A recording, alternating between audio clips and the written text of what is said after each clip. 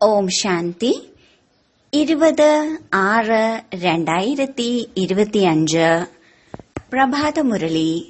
മധുരമായ കുട്ടികളെ, ബാബയുടെ സ്നേഹം നേടണമെങ്കിൽ ആത്മ അഭിമാനിയായിരിക്കൂ. ബാബയിൽ നിന്നും നമ്മൾ സ്വർഗത്തിന്റെ സമ്പത്ത് എടുത്തുകൊണ്ടിരിക്കുകയാണ്.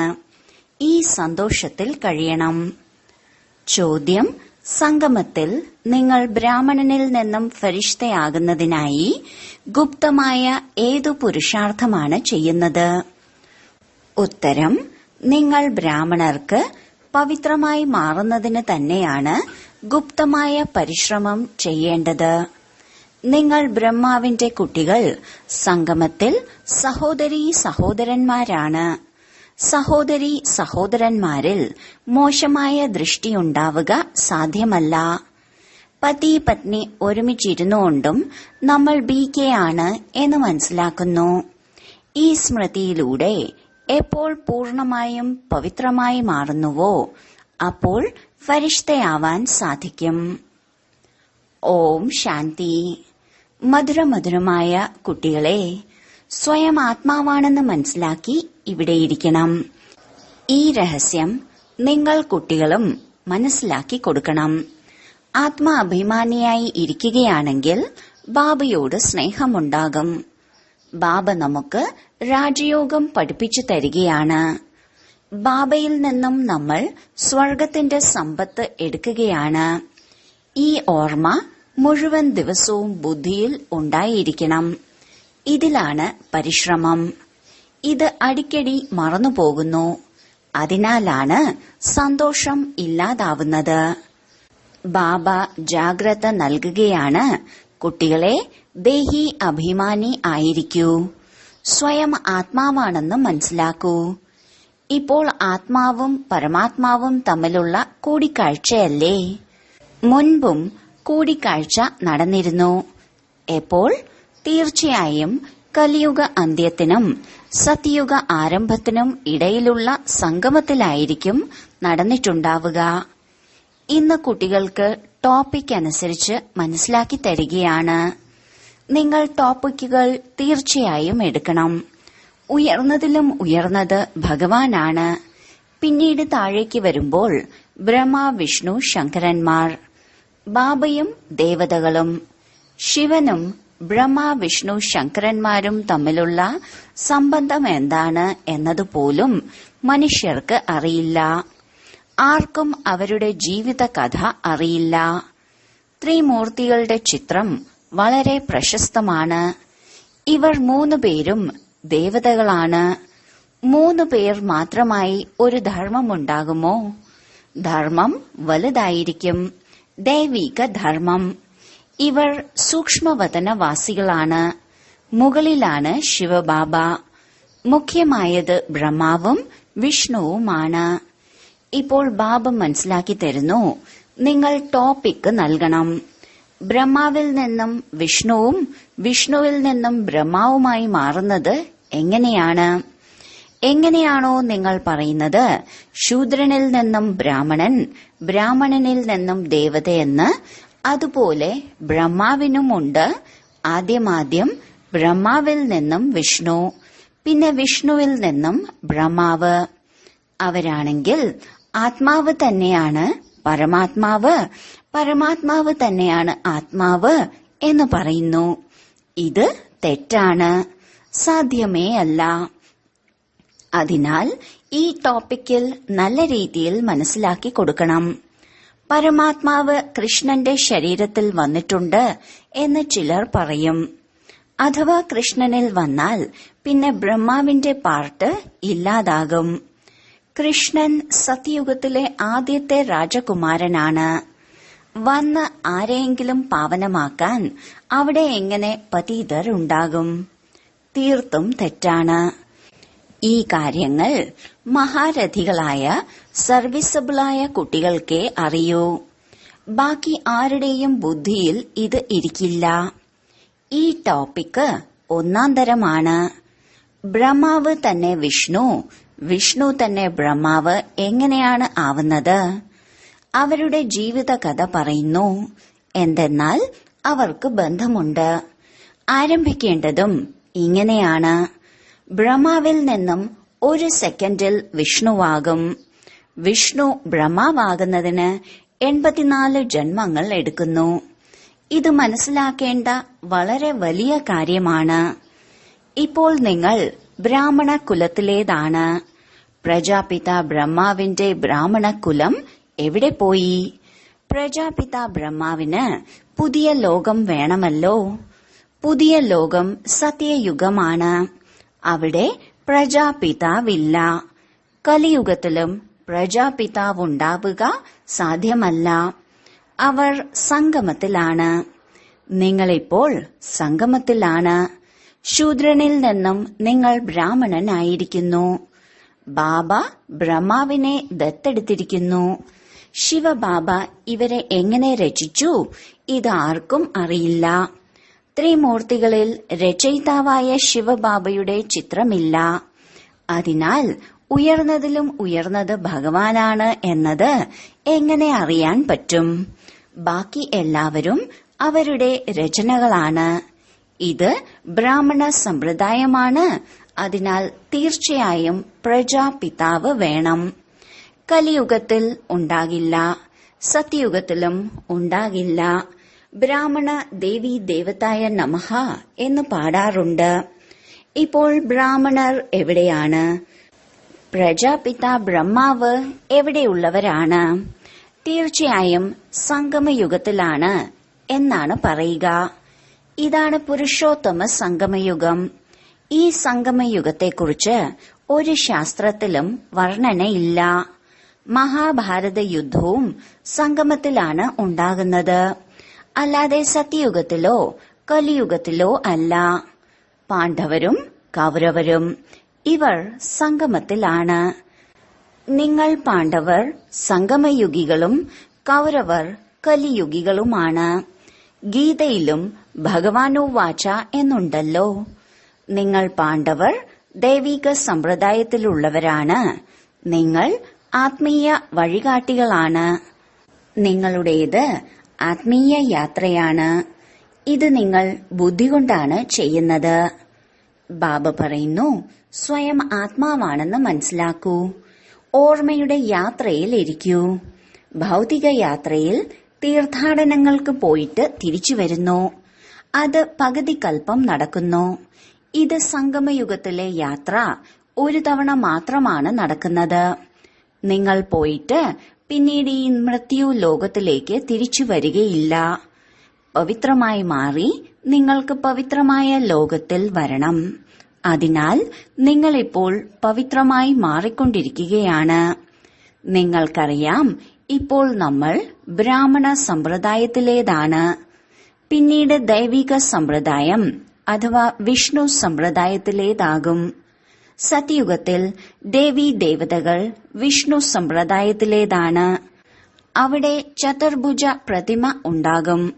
അതിലൂടെ ഇത് വിഷ്ണു സമ്പ്രദായമാണെന്ന് മനസ്സിലാകും. ഇവിടെയാണെങ്കിൽ രാവണന്റെ പ്രതിമയാണ്. അതിനാൽ രാവണന്റെ സമ്പ്രദായമാണ്. അതിനാൽ ഇവിടെ ടോപ്പിക്കുകൾ എടുക്കുമ്പോൾ മനുഷ്യർ അത്ഭുതപ്പെടും. ഇപ്പോൾ നിങ്ങൾ ദേവതയായി മാറുന്നതിനായി രാജയോഗം പഠിക്കുകയാണ്. ബ്രഹ്മ മുഖവംശാവലി ബ്രാഹ്മണരായ നിങ്ങൾ ശൂദ്രനിൽ നിന്നും ബ്രാഹ്മണനായിരിക്കുകയാണ്. ദത്തെടുത്തിരിക്കുകയാണ്. ബ്രാഹ്മണരും ഇവിടെയാണ്. പിന്നീട് ദേവതയാകുന്നതും ഇവിടെ തന്നെയാണ്. പരമ്പര ഇവിടെയാണ് ഉണ്ടാകുന്നത്. പരമ്പര എന്നത് രാജകുടുംബത്തെയാണ് പറയുന്നത്.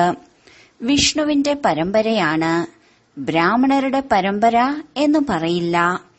പരമ്പരയായി രാജവംശമാണ് നടക്കുക. ഒന്നിനു പിറകെ രണ്ടാമൻ, പിന്നെ മൂന്നാമൻ, അങ്ങനെ. ഇപ്പോൾ നിങ്ങൾക്ക് അറിയാം, നമ്മൾ ബ്രാഹ്മണ കുലഭൂഷണരാണ്. പിന്നീട് ദേവതയായി മാറുന്നു. ബ്രാഹ്മണൻ തന്നെ വിഷ്ണു കുലത്തിലേക്ക് വരുന്നു. വിഷ്ണു കുലത്തിൽ നിന്നും ക്ഷത്രിയ ചന്ദ്രവംശി കുലത്തിലേക്ക്, പിന്നീട് വൈശ്യകുലം, പിന്നെ ശൂദ്രകുലത്തിലേക്ക് വരും. പിന്നീട് ബ്രാഹ്മണനും ദേവതയുമായി വീണ്ടും മാറും. അർത്ഥം എത്ര വ്യക്തമാണ്! ചിത്രങ്ങളിൽ എന്തെല്ലാമാണ് കാണിക്കുന്നത്? നമ്മൾ ബ്രാഹ്മണർ തന്നെയാണ് വിഷ്ണുപുരിയുടെ അധികാരിയായി മാറുന്നത്. ഇതിൽ സംശയിക്കരുത്. ബാബ എന്ത് പ്രബന്ധമാണോ നൽകുന്നത് അതിൽ പിന്നീട് വിചാരസാഗര മന്ഥനം നടത്തണം.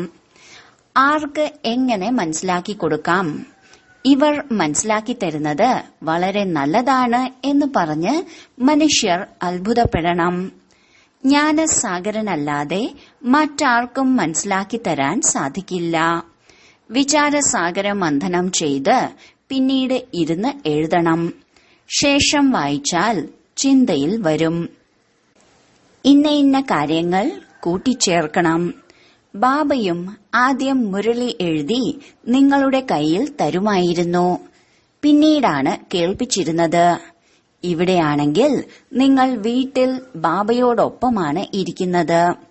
ഇപ്പോൾ നിങ്ങൾക്ക് പുറത്തുപോയി കേൾപ്പിക്കേണ്ടതായി വരുന്നു. ബ്രഹ്മാവ് തന്നെയാണ് വിഷ്ണു എന്ന ടോപ്പിക്ക് വളരെ അത്ഭുതകരമാണ്. ഇതാർക്കും അറിയില്ല. വിഷ്ണുവിന്റെ നാഭിയിൽ നിന്ന് ബ്രഹ്മാവ് വരുന്നതായി കാണിക്കുന്നു. ഗാന്ധിയുടെ നാഭിയിൽ നിന്ന് നെഹ്റുവിനെ കാണിക്കുന്നത് പോലെ.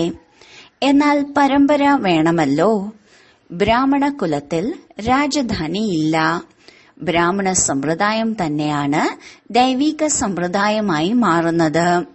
പിന്നീട് ചന്ദ്രവംശി പരമ്പരയുണ്ടാകും.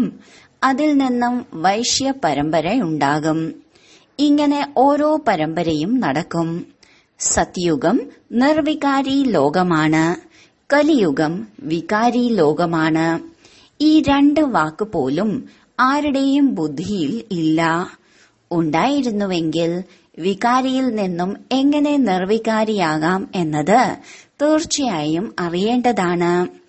മനുഷ്യർക്ക് നിർവികാരികളെയും അറിയില്ല, വികാരികളെയും അറിയില്ല. നിങ്ങൾക്ക് മനസ്സിലാക്കി തരികയാണ്. ദേവതകൾ നിർവികാരികളായിരുന്നു. ബ്രാഹ്മണർ നിർവികാരികളാണ് എന്ന് ഒരിക്കലും കേട്ടിട്ടില്ല. പുതിയ ലോകം നിർവികാരിയാണ്. പഴയ ലോകം വികാരിയാണ്. ഇപ്പോൾ തീർച്ചയായും സംഗമയുഗം കാണിക്കേണ്ടതായി വരും. ഇതിനെക്കുറിച്ച് ആർക്കും അറിയില്ല. പുരുഷോത്തമ മാസം ആചരിക്കാറുണ്ട്. അവർ 3 വർഷങ്ങൾക്ക് ശേഷം ഒരു മാസം ആചരിക്കുന്നു. നിങ്ങൾക്കാണെങ്കിൽ 5000 വർഷങ്ങൾക്ക് ശേഷമാണ് ഒരു സംഗമയുഗം വരുന്നത്. മനുഷ്യർ ആത്മാവിനെയും പരമാത്മാവിനെയും യഥാർത്ഥ രീതിയിൽ അറിയുന്നില്ല. തിളങ്ങുന്ന അത്ഭുത നക്ഷത്രം എന്ന് പറയുക മാത്രം ചെയ്യുന്നു. ഇങ്ങനെ കാണിക്കുന്നുണ്ട്. രാമകൃഷ്ണ പരമഹംസരുടെ ശിഷ്യൻ വിവേകാനന്ദൻ പറയുമായിരുന്നു, ഞാൻ ഗുരുവിന്റെ അടുത്ത് ഇരിക്കുകയായിരുന്നു. ഗുരുവിനെയും ധ്യാനിക്കുമല്ലോ. ഇപ്പോൾ ബാബ പറയുന്നു, എന്നെ മാത്രം ഓർമ്മിക്കൂ. സാക്ഷാത്കാരത്തിന്റെ കാര്യമേ ഇല്ല. ഗുരുവിനെ തീർച്ചയായും ഓർമ്മയുണ്ടാകും. പ്രത്യേകം ഇരുന്ന് ഓർമ്മിക്കുന്നതിലൂടെ എന്താ ഓർമ്മ വരുമോ? അവർക്ക് ഗുരു ഭഗവാനാണ് എന്ന ഭാവനയുണ്ടായിരുന്നു. അതിനാലാണ് അവരുടെ ആത്മാവ് ഇറങ്ങി വന്ന് തന്നിൽ ലയിക്കുന്നതായി കണ്ടത്. അത്രമാത്രം. അവരുടെ ആത്മാവ് എവിടെ ചെന്നിരുന്നു, പിന്നീട് എന്ത് സംഭവിച്ചു എന്നതൊന്നും വർണ്ണിച്ചിട്ടില്ല. എനിക്ക് ഭഗവാന്റെ സാക്ഷാത്കാരമുണ്ടായി എന്നതിൽ സന്തോഷിക്കുന്നു. ഭഗവാൻ എന്താണ് എന്നത് അറിയില്ല. ബാബ മനസ്സിലാക്കി തരുന്നു. ഏണിപ്പടിയുടെ ചിത്രം ഉപയോഗിച്ച് നിങ്ങൾ മനസ്സിലാക്കി കൊടുക്കൂ. ഇത് ഭക്തിമാർഗമാണ്. നിങ്ങൾക്കറിയാം, ഒന്ന് ഭക്തിയുടെ ബോട്ടാണ്, പിന്നൊന്ന് ജ്ഞാനത്തിന്റെയും. ജ്ഞാനം വേറെയാണ്, ഭക്തി വേറെയാണ്. ബാബ പറയുന്നു, ഞാൻ കൽപ്പം മുമ്പ് നിങ്ങൾക്ക് ജ്ഞാനം നൽകിയിരുന്നു, വിശ്വത്തിന്റെ അധികാരിയാക്കി മാറ്റിയിരുന്നു. ഇപ്പോൾ നിങ്ങൾ എവിടെയാണ്? നിങ്ങൾ കുട്ടികളുടെ ബുദ്ധിയിൽ മുഴുവൻ ജ്ഞാനവുമുണ്ട്. എങ്ങനെയാണ് മറ്റ് ശാഖകൾ വരുന്നത്? എങ്ങനെയാണ് വൃക്ഷം വൃദ്ധി പ്രാപിക്കുന്നത്? പൂച്ചെണ്ട് ഉണ്ടല്ലോ. ഈ സൃഷ്ടിയാകുന്ന വൃക്ഷവും ഒരു പൂച്ചെണ്ടാണ്. നടുവിൽ നിങ്ങളുടെ ധർമ്മം, പിന്നീട് ഇതിൽ നിന്നും 3 ധർമ്മങ്ങൾ ഉണ്ടാകുന്നു. പിന്നീട് അതിൽ നിന്നും വൃദ്ധി പ്രാപിക്കുന്നു. അതിനാൽ ഈ വൃക്ഷത്തെയും ഓർമ്മിക്കണം. എത്രയധികം ചില്ലകളും ശാഖകളുമാണ് ഉണ്ടായിക്കൊണ്ടിരിക്കുന്നത്. അവസാനം വരുന്നവർക്കും അംഗീകാരം ലഭിക്കും. ആൽമരമുണ്ടല്ലോ, തായ്തടിയില്ല. ബാക്കി മുഴുവൻ വൃക്ഷവുമുണ്ട്. ദേവീ ദേവതാ ധർമ്മവും നശിച്ചിരിക്കുകയാണ്. തീർത്തും ജീർണിച്ചു. ഭാരതവാസികൾക്ക് തന്റെ ധർമ്മത്തെക്കുറിച്ച് ഒന്നും അറിയില്ല. ബാക്കി എല്ലാവർക്കും അവരവരുടെ ധർമ്മത്തെക്കുറിച്ച് അറിയാം. ഭാരതവാസികൾ പറയുന്നു, ഞങ്ങൾ ധർമ്മത്തെ തന്നെ അംഗീകരിക്കുന്നില്ല. മുഖ്യമായത് 4 ധർമ്മങ്ങളാണ്. ബാക്കി ചെറുത് ചെറുത് അനേകമുണ്ട്. ഈ വൃക്ഷത്തെയും സൃഷ്ടിചക്രത്തെയും നിങ്ങളിപ്പോൾ അറിഞ്ഞുകഴിഞ്ഞു. ദേവീ ദേവതാ ധർമ്മത്തിന്റെ പേര് പോലും കാണാതെയായി.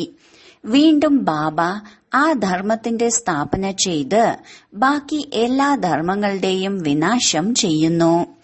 ചക്രത്തിന്റെ ചിത്രത്തിലേക്കും തീർച്ചയായും കൊണ്ടുപോകണം. അത് സത്യയുഗമാണ്, ഇത് കലിയുഗമാണ്. കലിയുഗത്തിൽ എത്ര ധർമ്മമാണ്? സത്യയുഗത്തിൽ ഒരു ധർമ്മമേ ഉള്ളൂ. ഒരു ധർമ്മത്തിന്റെ സ്ഥാപനയും അനേക ധർമ്മങ്ങളുടെ വിനാശവും ചെയ്യുന്നത് ആരായിരിക്കും?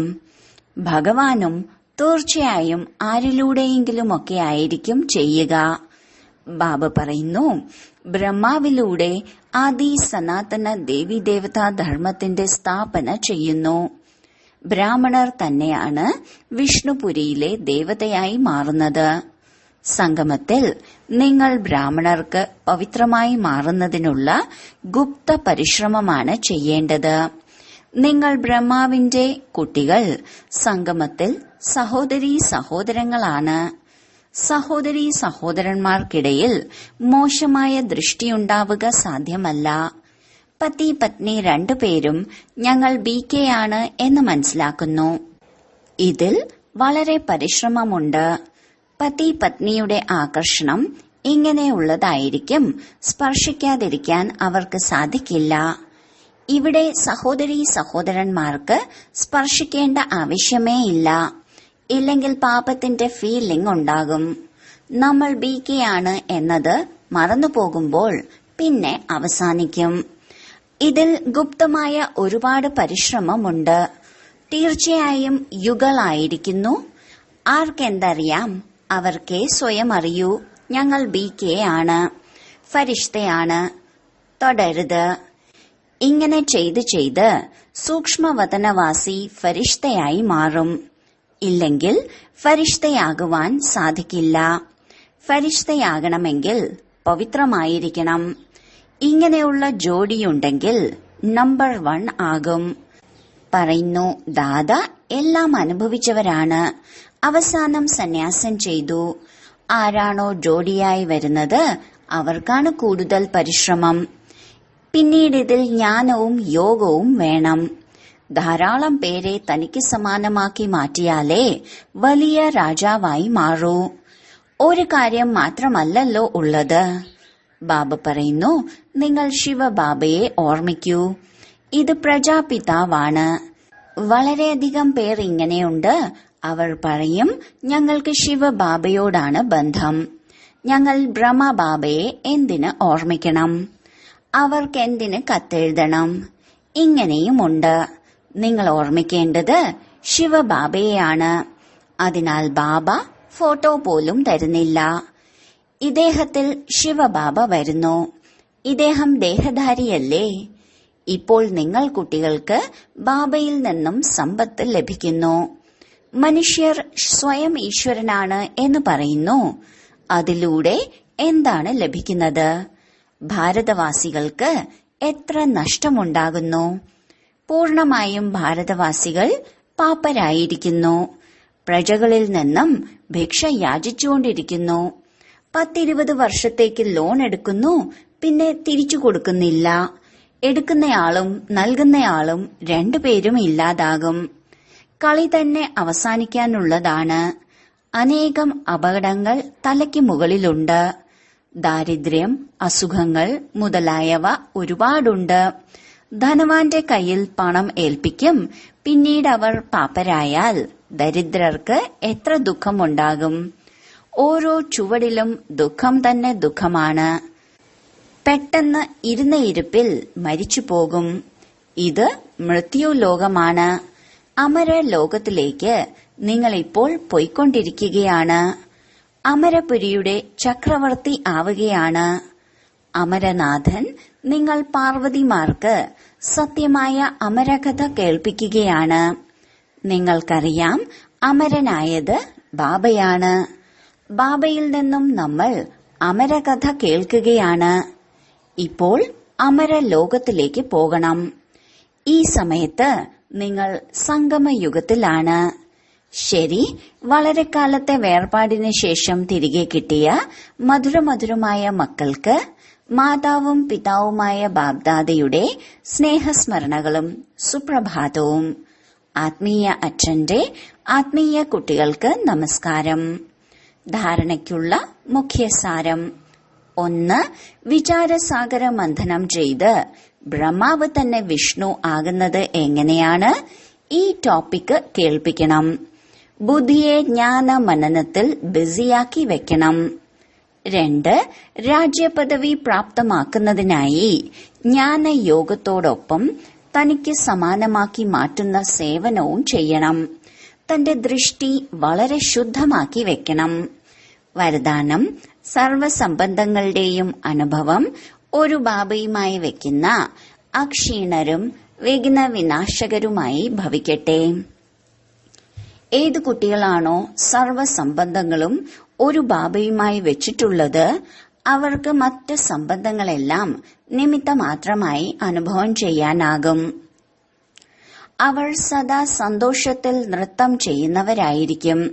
ഒരിക്കലും ക്ഷീണമുണ്ടാകില്ല. അക്ഷീണരായിരിക്കും. ബാബയിലും സേവനത്തിലും തന്നെ മുഴുകിയിരിക്കും. വിഘ്നങ്ങൾ കാരണം നിന്നു പോകുന്നതിന് പകരം സദാ വിഘ്ന വിനാശകരായിരിക്കും. സർവസംബന്ധങ്ങളുടെയും അനുഭൂതി ഒരു ബാബയുമായിട്ടായത് കാരണം ഡബിൾ ലൈറ്റും ആയിരിക്കും. ഒരു വിധത്തിലുള്ള ഭാരവും ഉണ്ടാകില്ല. എല്ലാ പരാതികളും, അതായത് കംപ്ലൈൻസും സമാപ്തമാകും. സമ്പൂർണ്ണ സ്ഥിതി, അതായത് കംപ്ലീറ്റ് അനുഭവം ചെയ്യും. സഹജ യോഗികളായി മാറും. സ്ലോഗൻ: സങ്കല്പത്തിൽ പോലും ദേഹധാരിയുടെ നേർക്ക് ആകർഷിതരാവുക എന്നാൽ വിശ്വസ്തത ഇല്ലാത്തവരാകുക എന്നാണ് അർത്ഥം. അവ്യക്ത സൂചന: ആത്മസ്ഥിതിയിൽ ഇരിക്കുന്നതിനുള്ള അഭ്യാസം ചെയ്യൂ. അന്തർമുഖിയാകൂ. എങ്ങനെയാണോ ബഹിരാകാശ പേടകത്തിൽ പോകുന്നവർക്ക് ഉയരത്തിലായത് കാരണം ഭൂമിയുടെ ഏതു ഭാഗത്തിന്റെയും ഫോട്ടോ എടുക്കാനാകുന്നത്, അതുപോലെ സൈലൻസിന്റെ ശക്തിയിലൂടെയും അന്തർമുഖതയിലൂടെയും മനസാശക്തിയിലൂടെയും ഏതാത്മാവിനും ചരിത്രവാനും ശ്രേഷ്ഠ ആത്മാവുമാകാനുള്ള പ്രേരണ നൽകാനാവും. ഓം ശാന്തി.